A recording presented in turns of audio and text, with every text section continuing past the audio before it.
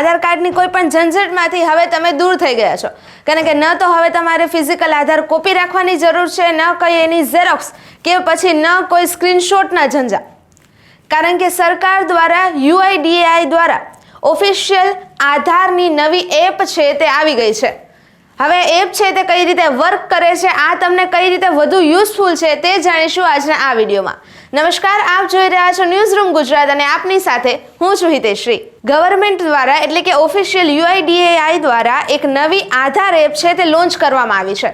સૌથી પહેલા એ જાણી લઈએ કે આ જે આધાર એપ છે તે કઈ રીતે વર્ક કરે છે અને તમે તેને કઈ રીતે ડાઉનલોડ કરી શકો। આ આધાર એપને ડાઉનલોડ કરવા માટે તમે પ્લે સ્ટોર કે એપ સ્ટોરમાં જઈને આધાર એવું લખવાનું છે, એટલે તમને આ સૌથી પહેલી જે એપ દેખાય તેને તમારે ઇન્સ્ટોલ કરી લેવાની છે। ત્યારબાદ તમારે અહીંયા થોડા ટર્મ્સ અને કન્ડિશન્સ છે તેને એક્સેપ્ટ કરવાના છે અને આગળ વધવાનું છે। તેની પછી તમારે તમારું ફેસ ઓથેન્ટિકેશન અહીંયા કરવાનું છે। યાદ રાખજો કે આ ખૂબ જરૂરી છે, ફેસ ઓથેન્ટિકેશન અહીંયા આપવું કે જેથી તમારું આધાર કાર્ડ છે તે અહીંયા શો થઈ જાય। ત્યારબાદ આવે છે સૌથી મહત્વપૂર્ણ ભાગ, એટલે કે તમારું જે સિમ કાર્ડ છે, તમારો જે નંબર છે કે જે આધાર કાર્ડ સાથે લિંક થયેલો છે તેને તમારે અહીંયા સિલેક્ટ કરવાનો છે। અહીંયા તમને બે સિમ કાર્ડ દેખાઈ રહ્યા છે, તેમાં પહેલું કે બીજું તમારે જે પણ સિમ છે તે કનેક્ટ કરવાનો છે, તેના પર ક્લિક કરીને તમારે ફેસ ડિટેલ્સ છે તે આપી દેવાની છે અને પ્રોસીડ પર ક્લિક કરી દેવાનું છે। ત્યારબાદ તમારે અહીંયા 6 ડિજિટનો એક પિન છે તે ક્રિએટ કરવાનો છે। આ પિન એવો રાખજો કે જે તમને યાદ રહેવામાં પણ સરળ હોય અને થોડો અઘરો પણ હોય, જેથી જ્યારે પણ તમે વેરિફિકેશન કરો ત્યારે એટલું ઇઝીલી કોઈને ખબર ના પડે।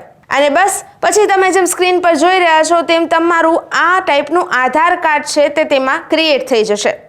હવે અહીંયા કયા કયા ફીચર્સ તમને મળે છે તેની વાત કરી લઈએ। હવે તમે જે રીતે જોયું કે આ પ્રકારનું આધાર કાર્ડ છે તે અહીંયા ક્રિએટ થઈ જશે। હવે આ આધાર એપનો ફાયદો શું છે એ તમને જણાવી દઉં કે આ આધાર એપ છે તે તમને બાયોમેટ્રિક દરેક સુરક્ષા પણ આપશે અને આ આધાર એપમાં તમે કોઈને પણ તમારું આધાર કાર્ડ જ્યારે શો કરો છો, બતાવો છો, ત્યારે તમારે જેટલી ઇન્ફોર્મેશન તેમને શેર કરવી હશે તમે તેટલી જ ઇન્ફોર્મેશન તમે તેમને શેર કરી શકો છો।